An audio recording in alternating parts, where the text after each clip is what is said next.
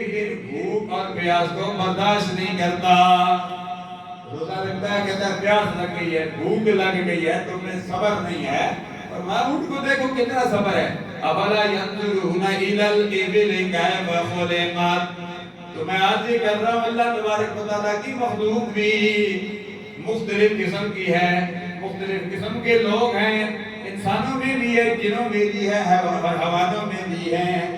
حیوانوں کی بھی مختلف قسمیں ہیں، انسانوں کو بھی مختلف قسمیں ہیں. سمجھو نا، ہے ساری مخلوق اشرف المخلوقات ہے، لیکن ایک کی ذہن دوسرے کے ساتھ نہیں چلتا. ذہنی امنگی ہر کسی کی نہیں ہے، سیاسی طور پر اور مذہبی طور پر.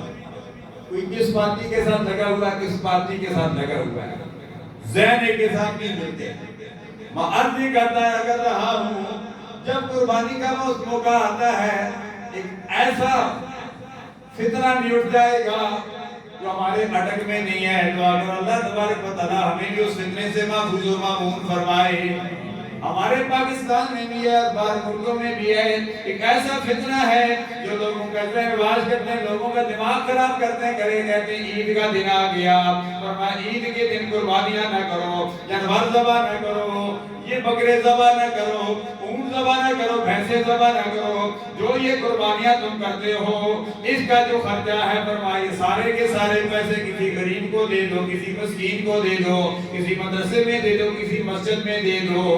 سوچنے والا سوچتا ہے یار یہ کہتا تو ٹھیک ہے، یعنی کس طریقے سے گمراہ کر رہے ہیں. یار یہ نیکی کا تم دے رہا ہے، یہ مسجد میں دے دو، مدرسے میں دے دو، کسی یتیم کو دے دو، کسی مسکین کو دے دو، کسی غریب کو دے دو.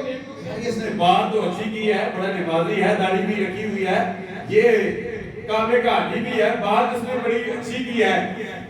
لیکن اگر آپ اسی بات کو دوسرے زاویے سے دیکھیے، اگر یہ وہ نمازی ہے، وہ حاجی بھی ہے، وہ بات ظاہری طور پر تو ٹھیک کر رہا ہے، ہمدردی کا اظہار کر رہا ہے کہ یہ پیسے کسی غریب مسکین کو دے دو، کسی بیوہ کو دے دو، کسی مدرسے میں دے دو، کسی مسجد میں دے دو.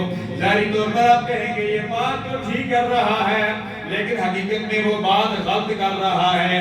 وہ دین مصطفیٰ سے آپ کو دور کر رہا ہے، وہ قربانی سے آپ کو دور کر رہا ہے. اس کو یہ پتا نہیں کہ سال میں ایک مرتبہ قربانی ہے، اور قربانی صاحب استطاعت پر کرنا واجب ہے.